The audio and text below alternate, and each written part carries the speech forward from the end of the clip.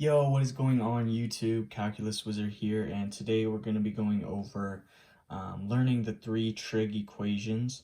A lot of teachers just give out these three equations and expect you guys to memorize them or quiz you on them, but I'm going to give you guys an easy way to learn them and memorize them. Okay, so first we're going to draw our right triangle and label our sides. So we have our hypotenuse, we're going to label H. Our adjacent side we're going to label A, and our opposite side we're going to label O.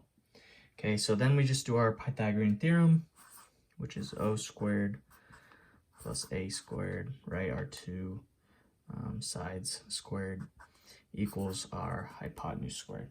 Okay, and all you have to do to learn the three trig equations is divide by each variable. Okay, so first we're going to get our Pythagorean theorem,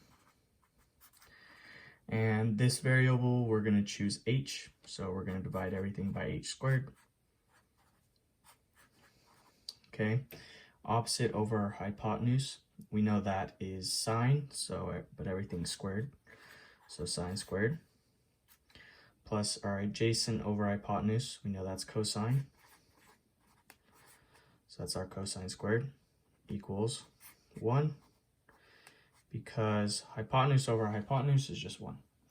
So our second equation, that was our first one.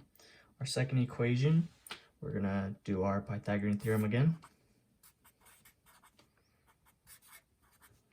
And this time, we're going to divide by O squared for everything. So O squared over O squared, 1. Our adjacent squared over opposite squared is cotangent squared, because we know our tangent's opposite over adjacent.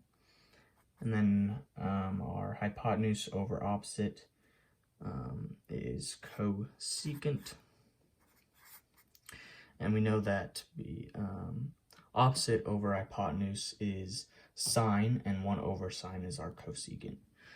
Okay, our final equation here, we're just going to divide everything by our adjacent squared, and our opposite over adjacent, we know that's tangent, plus 1, because adjacent over adjacent is just 1, and then our hypotenuse over adjacent is secant, because adjacent over hypotenuse is cosine, and 1 over cosine is secant. So on your guys' test, if your teachers expect you to memorize it, just pull out the Pythagorean theorem and divide everything by each variable, and you guys will know all the answers. So study this up, and I hope you guys have a great rest of your day.